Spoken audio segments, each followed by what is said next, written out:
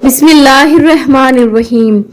रसूलुल्लाह सल्लल्लाहु अलैहि वसल्लम ने इरशाद फरमाया कि खाने में बरकत कैसे होगी। हजरत वहशी रजी अल्लाह ताला अन्हो फरमाते हैं कि लोगों ने अर्ज की, ए अल्लाह के रसूल सल्लल्लाहु अलैहि वसल्लम, हम खाना खाते हैं लेकिन सैर नहीं होते।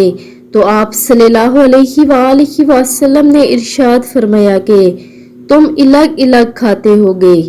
तो अर्ज की, जी हाँ।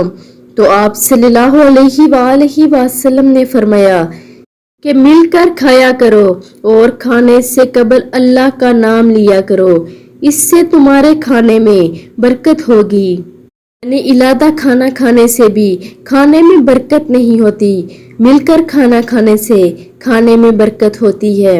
और खाने से कबल अल्लाह का नाम यानी बिस्मिल्लाह लाजमी पढ़ा करें, इससे खाने में बरकत होती है।